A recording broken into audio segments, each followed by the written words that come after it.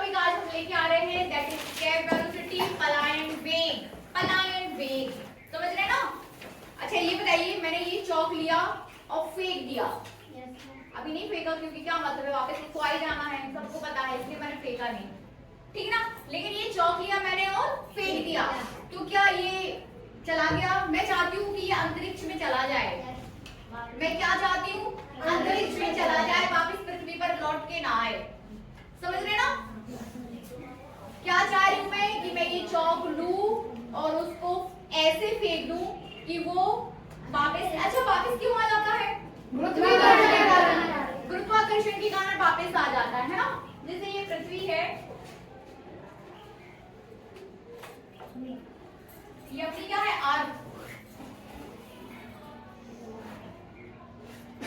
अर्थ ई,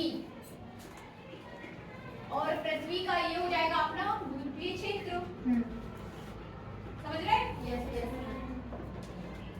अब मैंने चौक को लिया, किसी भी वस्तु को, किसी पिंड को लिया और फेंक दिया, इधर तक गया, वापस आ गया। क्यों आ गया वापस? गुरुत्वाकर्षण के कारण वापस आ गया, ठीक है ना। गुरुत्वाकर्षण के कारण वापस आ गया, तो मैं चाहती हूँ कि नहीं वो तो वापस आए ही ना, तो फिर मुझे उसके लिए क्या करना पड़ेगा?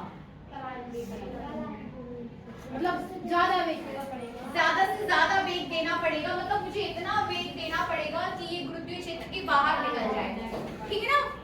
इस राउंड को क्या कर जाए? क्रॉस। यदि मैं इसको यहाँ फेंकूंगी वापस आ जाएगा, इतनी वेलोसिटी दूं यहाँ तक आएगा, फिर वापस आ जाएगा। लेकिन जैसे ही मेरी उसको इतना वेलोसिटी दूं, इतना कि वो जो है वापस गुरुत्वीय क्षेत्र को क्रॉस कर जाए, इस लेयर को, ये जो गुरुत्वीय क्षेत्र है, हर एक पिंड का अपना एक गुरुत्वीय क्षेत्र है। गुरुत्वीय क्षेत्र शब्द को अब आपके लिए एकदम क्लियर है, गुरुत्वीय क्षेत्र है ना। तो गुरुत्वीय क्षेत्र के बाहर यदि मैं इतना उसको वेलोसिटी दे दूं कि वो गुरुत्वीय क्षेत्र को क्या कर जाए? क्रॉस कर जाए। जैसे ही वो गुरुत्वीय क्षेत्र को क्रॉस कर जाएगा तो इसका बल लगाना क्या हो जाएगा? खत्म, ठीक है ना। तब आपका पिंड जो है वापस नहीं आएगा। समझ रहे? तब पिंड क्या है? तब नहीं पिंड वापस आएगा। समझ में आ रहा है? तो आपको इतनी वेलोसिटी पिंड को देनी होगी, इतनी तेज वेलोसिटी देनी होगी कि वो गुरुत्वीय क्षेत्र को क्रॉस कर जाए, और क्रॉस कर जाएगा तो वो अंतरिक्ष में चला जाएगा। तो वो वेलोसिटी जो है ना, वो वेलोसिटी या वो वेग जिस पर आपका पिंड गुरुत्वीय क्षेत्र को पार करके अंतरिक्ष में चला जाता है, पलायन वेग कहलाता है। पलायन कर गया, वापस नहीं आ रहा, ठीक है ना। अभी मैंने फेंका, वापस आ गया, फिर मैंने फिर फेंका, फिर वापस आ गया। लेकिन मैं उसको इतना वेग दूं, इतना वेग दूं कि वो गुरुत्वीय क्षेत्र को क्रॉस करके अंतरिक्ष में चला जाए और वापस ही ना आए, तो वो वेग, वो वेलोसिटी क्या हो जाएगी? पलायन वेग। वो वेलोसिटी अब इतनी वेलोसिटी अब हम कैसे दें? ठीक है ना। इतनी वेलोसिटी आपको देना है कि ये जो है ये पृथ्वी पर बल, मतलब पृथ्वी की गुरुत्वाकर्षण क्षेत्र से क्या हो जाए? बाहर चला जाए। तो आपको वो वेलोसिटी उसको देनी पड़ेगी, ठीक है ना। अब वो वेलोसिटी के लिए आपको क्या करना होगा?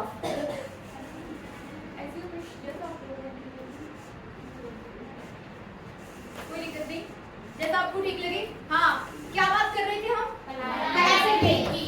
तो बताइए फिर, दिमाग लगाओ पहले, फिर हम आगे बढ़ते हैं। अपना अपना दिमाग लगाइए कि आपको क्या करना है? एस्केप करा देना है, चीजें वापस ना आए। हाँ क्या? तब देना पड़ेगा, उसका कोई कॉन्सेप्ट तो होगा। क्या? रॉकेट को देते हैं भाई, रॉकेट को दिया जाता है कि आपका जो है वापस ना आए, है ना। ठीक है, मशीनों द्वारा दे सकते हैं। हाँ, प्रक्षेपास्त्र होते हैं उसके लिए, रॉकेट। हम सैटेलाइट करते हैं अपने स्थापित, तो उसके लिए कोई यूज ये कॉन्सेप्ट आप, ये जो अपना ये पलायन वेग, स्केप वेलोसिटी वाला कॉन्सेप्ट है ना, ये वही चलता है जो आप लोग बात कर रहे हो ना। कितने बच्चे हैं? 3 बच्चे नहीं आए? सब सबसे लास्ट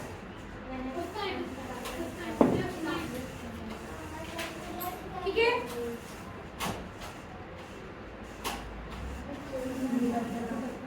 देखिए इजी शब्दों में मैं आपको बता दूं, इजी शब्दों में तो यहाँ पर ये कॉन्सेप्ट आपका काम करता है कि आपकी पिंड का स्थितिज ऊर्जा और गतिज ऊर्जा को इक्विवेलेंट कर दीजिए। ठीक है ना, कैसे बता दूंगी मैं कैसे होगा, लेकिन इसको थोड़ा सा समझिए। स्थितिज गतिज ऊर्जा क्या होता है, हाफ एम वी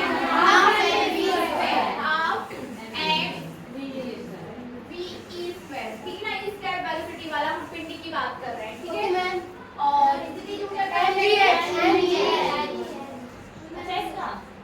गुरुत्वीय स्थितिज ऊर्जा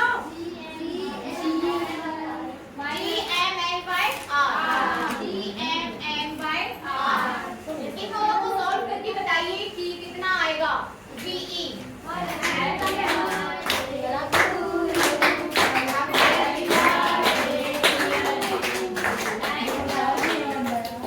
इन दोनों को बराबर करिए, वो बताइए VE कितना आया।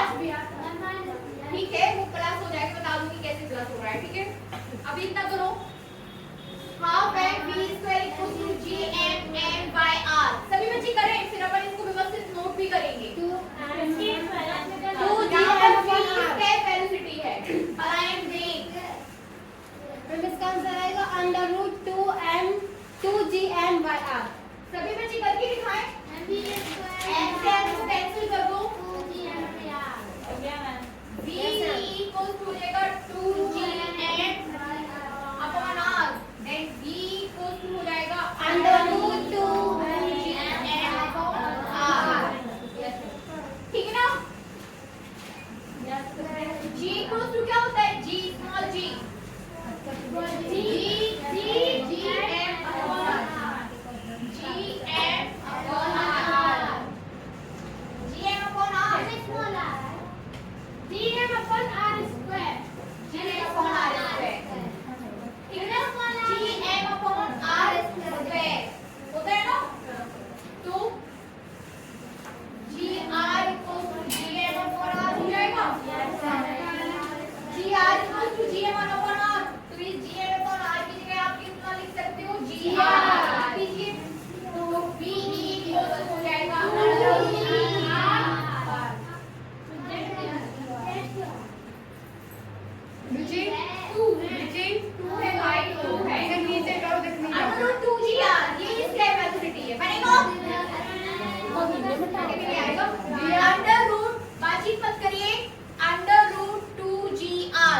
यही इसके वेलोसिटी है।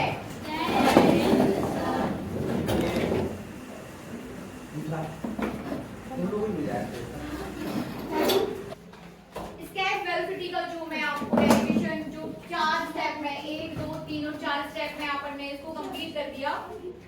ठीक है ना, 4 स्टेप मतलब ये आपको इजी स्टेप में मैंने बता दिया कि आप कैसे स्केप वेलोसिटी तक पहुंचोगे।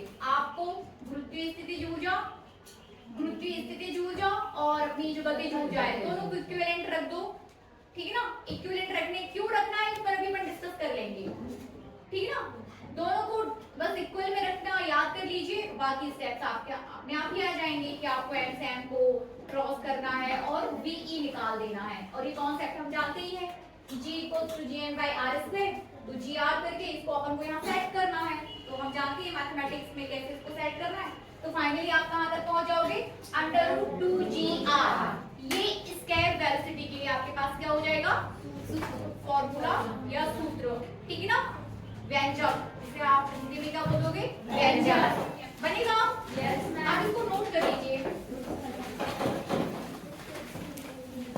ठीक है ना, नोट करिए 1 बाय 1 सारे स्टेप्स को व्यवस्थित हमें इसको करना है। लिखिए, पलायन वेग वह न्यूनतम वेग है, पलायन वेग वह न्यूनतम वेग है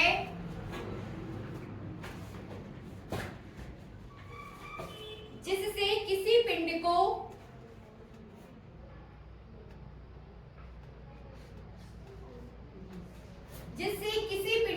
पृथ्वी तल से फेंकने पर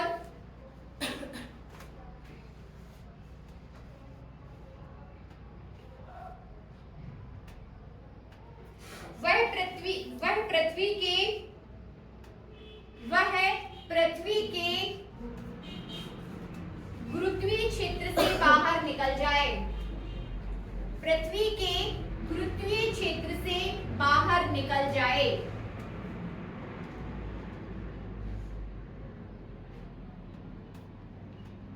पैराग्राफ चेंज करके लिखिए। इस जो ये तो अभी आपने क्या बताया कि पलायन वेग किसे कहते हैं, ठीक है ना।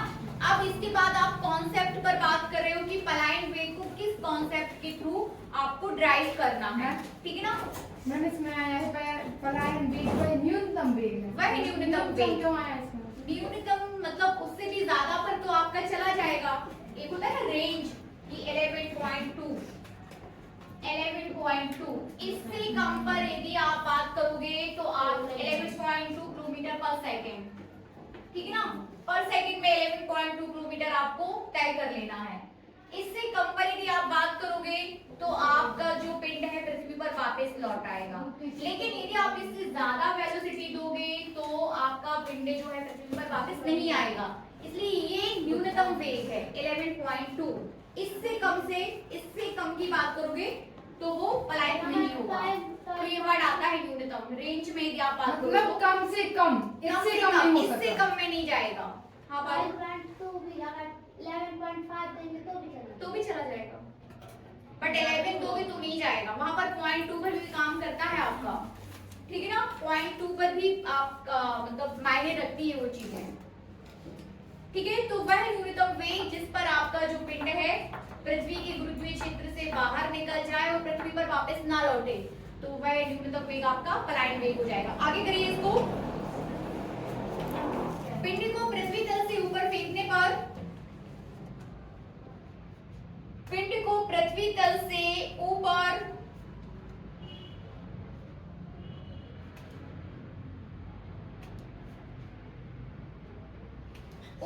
फेंकने पर पृथ्वी के आकर्षण बल के विरुद्ध, ठीक है ना, पृथ्वी के आकर्षण बल के विरुद्ध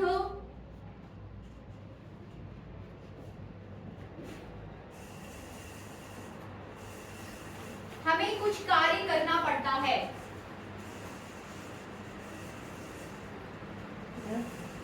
हमें कुछ कार्य करना पड़ता है।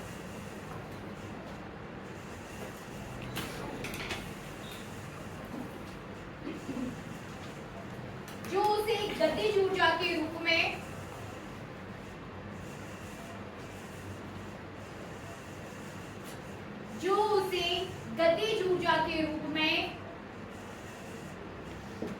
प्रदान किया जाता है। गतिज ऊर्जा के रूप में प्रदान किया जाता है, ठीक है ना। अब फिर से इस कॉन्सेप्ट को समझिए, ठीक है ना। रेडी हो जाए इस कॉन्सेप्ट। जैसे आपने इसको आप फेंक रहे हो, मतलब आप इसको गति दे रहे हो, ठीक है ना। आप फेंक रहे हो, इट मींस कि आप इसको गति दे रहे हो। जहां पर भी गति की बात आएगी तो वहां पर आप गतिज ऊर्जा की बात करोगे, ठीक है ना। तो आप फेंक रहे हो लेकिन पृथ्वी इस पर बल लगा रही है, ठीक है ना। पृथ्वी अपनी तरफ खींच रही है। पृथ्वी क्या है, अपनी तरफ खींच रही है, लेकिन पिंड क्या है, दूसरी डायरेक्शन में, उसकी विपरीत डायरेक्शन में गति कर रहा है। तो फेंकने पर आप उस पर कुछ काम कर रहे हो और वही काम क्या है, गतिज ऊर्जा के रूप में आप करते हो, ठीक है ना। वो किया गया कार्य किसकी इक्विवेलेंट हो जाता है, गतिज ऊर्जा के। इज दैट क्लियर ना, समझ आ रहा कि वही कार्य किसके रूप में संचित हो जाता है, गतिज ऊर्जा के, क्योंकि आप उसको गति दे रहे हो। आपने फेंका, पृथ्वी ने बल लगाया, बल मतलब काम, ठीक है ना। तो काम किसकी इक्विवेलेंट हो गया, ये गतिज ऊर्जा की। अभी गतिज ऊर्जा करेंगे ना, उसको भी आगे बढ़ेंगे अपन। पहले ये वाला, अभी आपने जब आप फेंक रहे हो तब किसकी इक्विवेलेंट आ रहा है, ये गतिज ऊर्जा से, ठीक है। आगे आप स्थितिज ऊर्जा पे भी पहुंचोगे। दोनों प्रकार की एनर्जीज को आप देखोगे, दोनों प्रकार की, एक गतिज ऊर्जा और दूसरा स्थितिज ऊर्जा, ठीक है। आगे बढ़िए और लिखिए, अतः पिंड को पृथ्वी तल से अनंत तक, अतः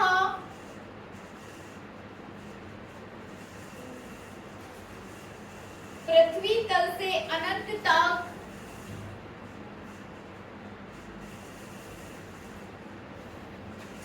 ले जाने में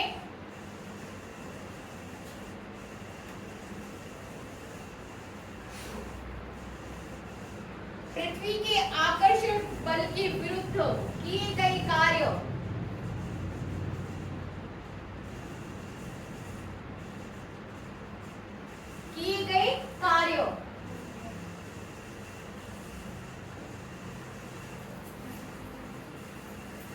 पृथ्वी के आकर्षण बल के विरुद्ध किए गए कार्य लिखा आपने। अब ब्रैकेट लगाइए और ब्रैकेट के अंदर लिखिए अर्थात पिंड की स्थितिज ऊर्जा में वृद्धि, अर्थात पिंड की स्थितिज ऊर्जा में वृद्धि।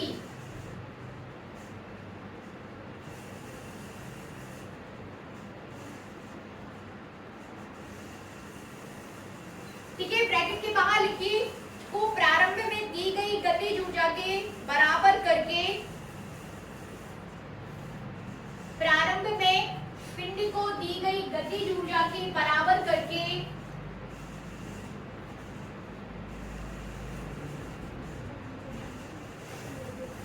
पलायन वेग की गणना की जा सकती है, पलायन वेग की गणना की जा सकती है।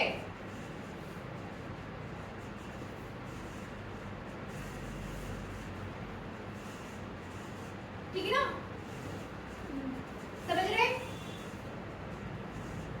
इसका क्या मतलब है? इसका मतलब है कि आपने पिंड को फेंका, पिंड को गतिज ऊर्जा दी, जैसे जैसे पिंड की गतिज ऊर्जा में वृद्धि होगी तो स्थितिज ऊर्जा में कमी होगी, या स्थिति ये कोई पिंड है, इसकी कुल ऊर्जा कुछ ना कुछ होगी। जैसे जैसे आप इसकी गतिज ऊर्जा में वृद्धि करोगे तो स्थितिज ऊर्जा में कमी होगी, या स्थितिज ऊर्जा में कमी करोगे तो गतिज ऊर्जा में क्या होगी? वृद्धि। ठीक है ना, समझ रहे ना? चलिए आगे लिखिए। माना द्रव्यमान m द्रव्यमान के पिंड को, ठीक है ना, आगे लिखिए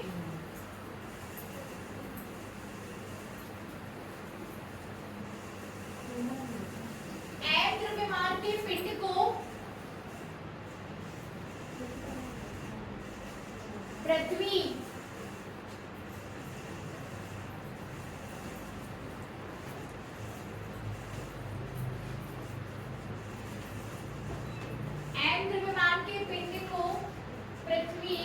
इनसाइड द ब्रैकेट कर लो, त्रिज्या कैपिटल R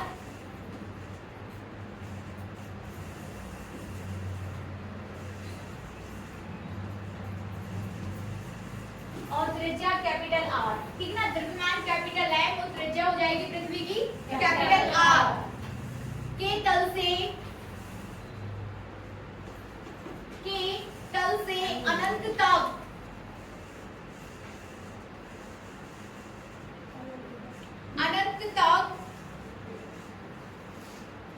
पृथ्वी के आकर्षण बल के विरुद्ध, पृथ्वी के आकर्षण बल के विरुद्ध ले जाने में किया गया कार्य, ले जाने में किया गया कार्य।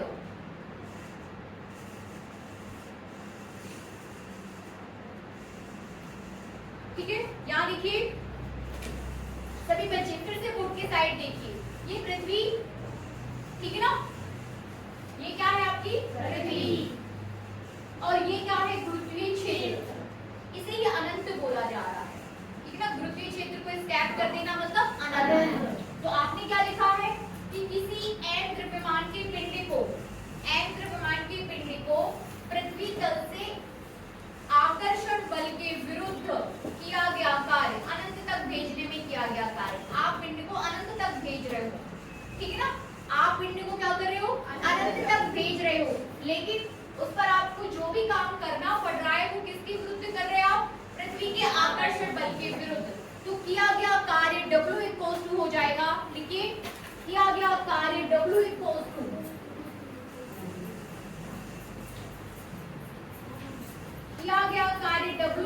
टू अनंत पर स्थितिज ऊर्जा माइनस, लिखिए अनंत पर पिंड की स्थितिज ऊर्जा, अनंत पर पिंड की स्थितिज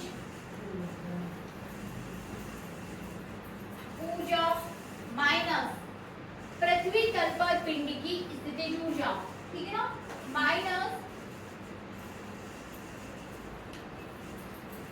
पृथ्वी तल पर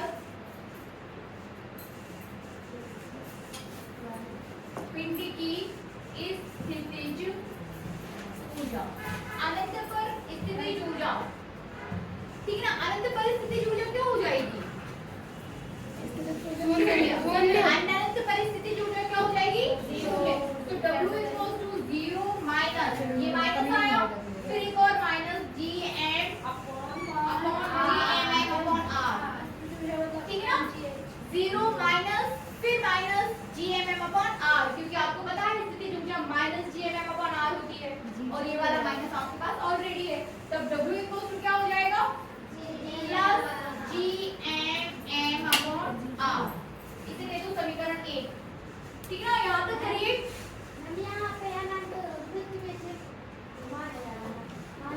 गुरुत्वीय क्षेत्र, हाँ इधर गुरुत्वीय क्षेत्र के बाहर आप अनंत की बात कर रहे हो, और इस अनंत पर जो पिंड की स्थितिज ऊर्जा है वो 0 रहेगी, क्योंकि पृथ्वी तल पर मैक्सिमम रहती है ऊर्जा mg है, तो पूरी मतलब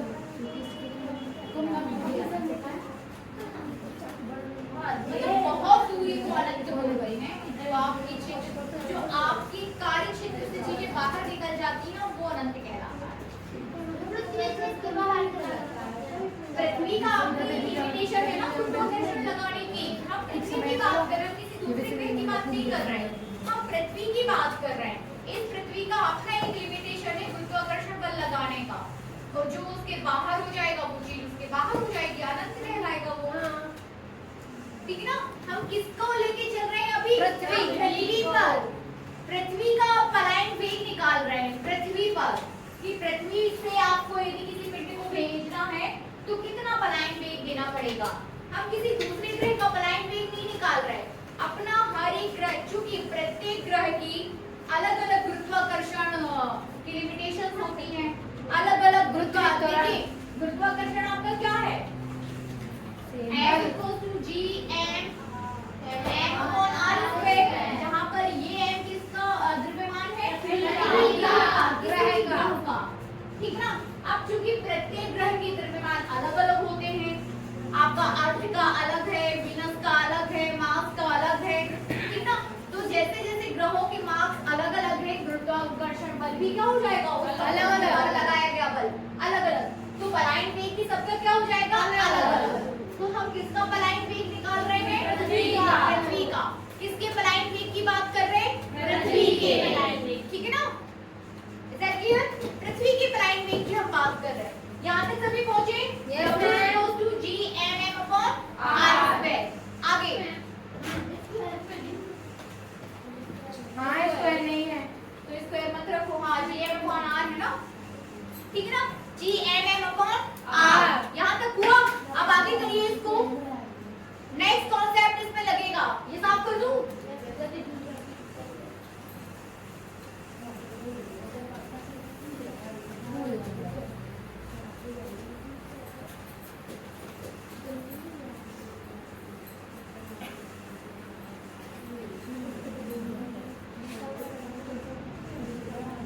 ठीक है ना।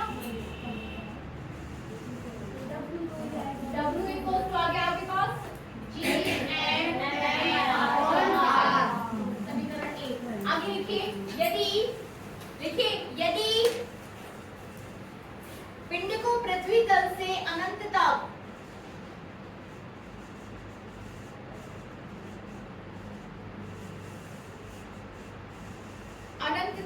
भेजने के लिए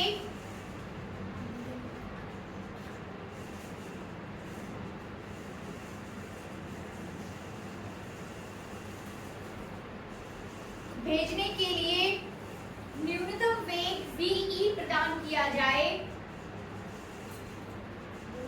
न्यूनतम वेग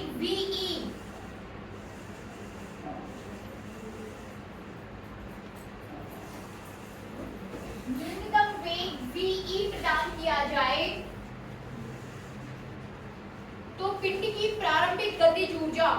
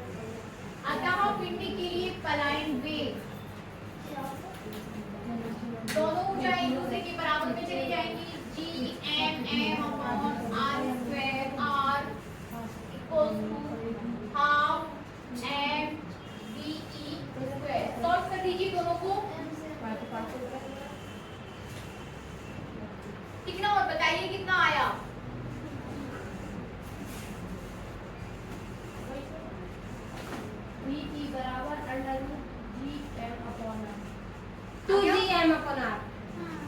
अभी तो आना चाहिए। Yes ma'am.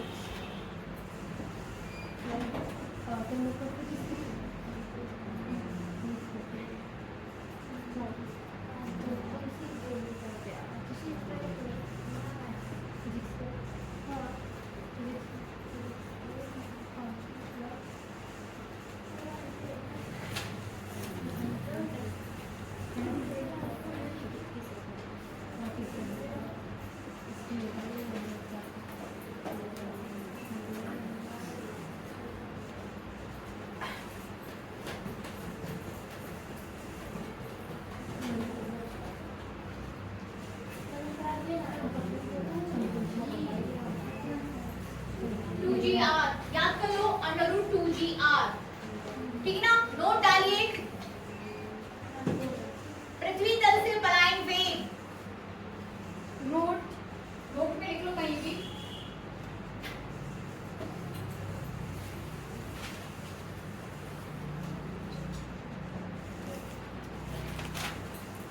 Yes ma'am. Note.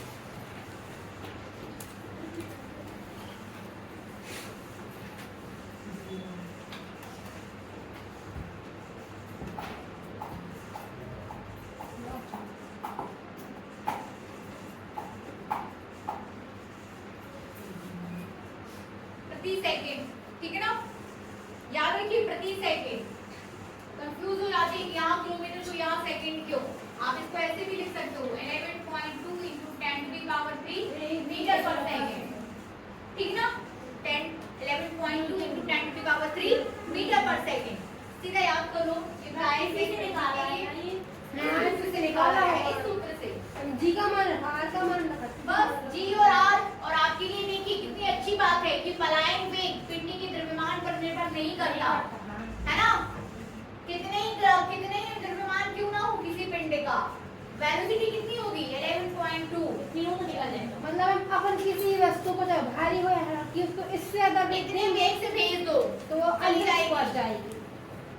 इतने वेग से भेज दो, है ना, तो वो क्या होगी, चली जाएगी, स्टेप कर जाएगी, नहीं आएगी वापस।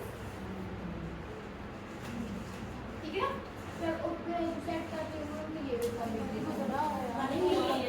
इससे ज्यादा फिर कुछ सेट की जाती, इससे तो ज्यादा मतलब इससे कम पर बात नहीं करते, इससे ज्यादा फिर देखा जाता है कि कितना हम वेग दें कि जाके वो सेट हो जाए। जहाँ आप जिस पॉइंट पर जाना सेट करा रहे हो वहाँ पे जाके सेट हो जाए। ठीक है, ये हो जाएगा पृथ्वी तल पर। चंद्रमा तल पर पलायन वेग पूछ लिया जाता है कभी कभी, लिख लीजिए।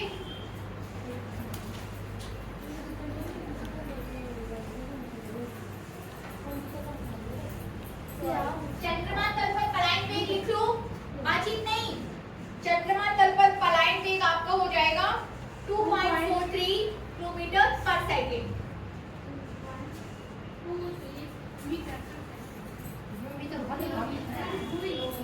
ठीक है ना, अब आपको ज्यादा वेग देना पड़ रहा है। चंद्रमा को कम है, ये उसका त्वरण कम है शायद। ठीक है ना, वही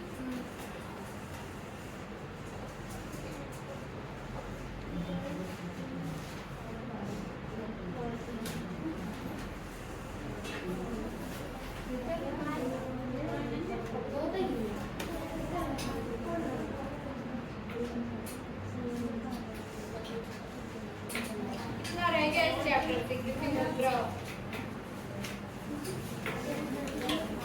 चलिए आज इस चैप्टर को कंप्लीट कर लेते हैं। हेडिंग लीजिए, फटाफट लिखो। कृत्रिम उपग्रह, कक्षीय चाल तथा परिक्रमण काल लिखो। ये हो गया, लिखिए हेडिंग लीजिए। ये साफ कर दूं मैं।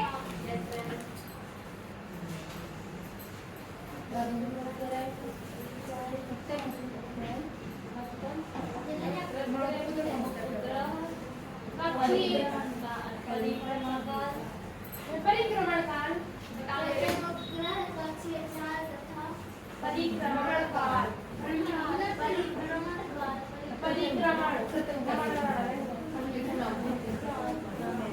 नोट नहीं कराऊंगी, सब समझाऊंगी। और क्या,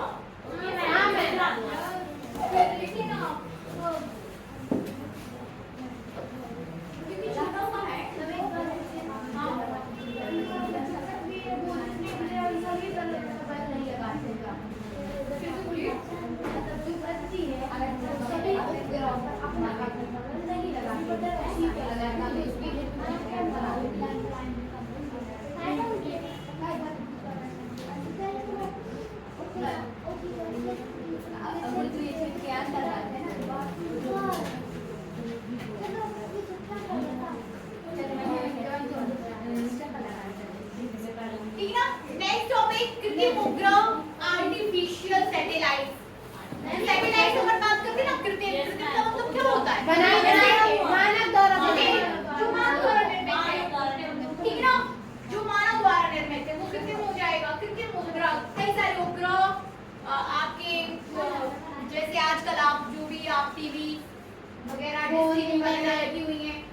केबल मिलता है क्या आपको केबल आजकल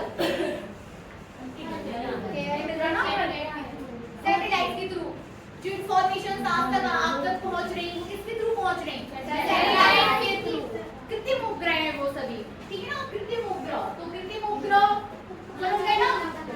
कृत्रिम उपग्रह का मतलब समझ गए, वो आकाशीय पिंड जिसे मानव द्वारा निर्मित किया गया है, वो सभी आकाशीय पिंड जिन्हें मानव द्वारा निर्मित किया है वो कृत्रिम उपग्रह है, ठीक है। वो सारी कैसे उपग्रह हो जाएंगे कृत्रिम उपग्रह। फिर इसके बाद बात करें अपन परिक्रमण काल की, तो हम कृत्रिम उपग्रह के परिक्रमण काल की ही बात कर रहे हैं।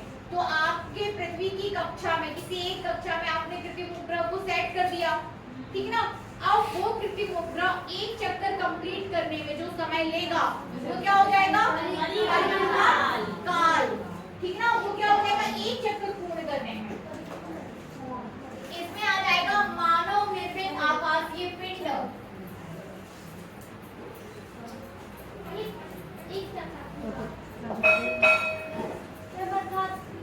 मानव निर्मित आकाशीय पिंड, ठीक ना। इसमें आ जाएगा एक चक्कर पूर्ण करने में लिया गया समय।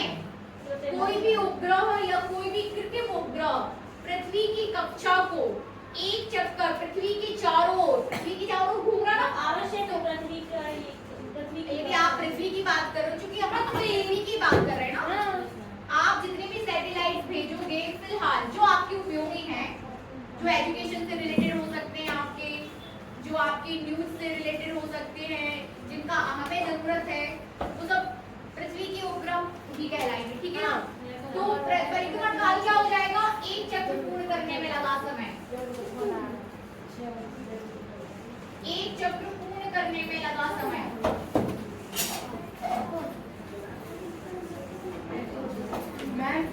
लगा समय। और दूसरा है कक्षीय चाल, सुन लीजिए पहले मेरी बात, ठीक है ना। कक्षीय चाल क्या हो जाएगा, ये आपकी पृथ्वी है, इसमें चाल से घूम रहा है, हाँ ये किसी कक्षा, कई सारी कक्षाएं होती हैं ये, ठीक ना। किसी एक कक्षा में जाके आपने जो है उपग्रह को सेट कर दिया, अब वो उपग्रह की भी अपनी कोई वेलोसिटी होगी जो किसी घूम रहा है, ठीक ना। परिक्रमण चाल क्या हो जाएगी कक्षीय चाल, समझ रहे ना मैम। उस उपग्रह की परिक्रमण क्या समझ में आ रहा है, परिक्रमण काल क्या है समझ में। ये आपकी पृथ्वी है, ठीक है ना। ये पृथ्वी, इसकी पृथ्वी की किसी एक कक्षा में आपने किसी उपग्रह को सेट कर दिया, कृत्रिम उपग्रह, तो वो एक चक्कर पूर्ण करने में जितना यहाँ से उसने स्टार्ट किया, यहाँ से चला चला चला वापस इसी पॉइंट पर आ गया, तो जितना एक चक्र पूर्ण करने में जो समय लगेगा, एक परिक्रमण मतलब एक चक्कर पूर्ण करने में जितना समय लगेगा वो परिक्रमण काल हो जाएगा। कृत्रिम उपग्रह द्वारा पृथ्वी की कक्षा में एक परिक्रमण करने में लगा समय। आपका कृत्रिम उपग्रह भी हो सकता है, वो आपका नेचुरल उपग्रह भी हो सकता है, ठीक है ना। गणपति अलग अलग होगा, जैसा वगैरह भी अलग। हाँ चलिए मेरी बात सुनिए, मैं थोड़ा सा कंक्लूड कर दूं चीजों को। आज हमने पलायन वेग को देखा, वो मैंने आपको सारा नोट करा दिया, ठीक है। इसके बाद फिर कृत्रिम उपग्रह, परिक्रमण काल और कक्षीय चाल, चूंकि कल छुट्टी है, कल छुट्टी है आपकी, परसों छुट्टी है, हाँ। इन 2 दिनों में आपको मंडे आपका टेस्ट होगा, ठीक है ना। इसी चैप्टर का मंडे आपका टेस्ट होगा, और जो नहीं आया वो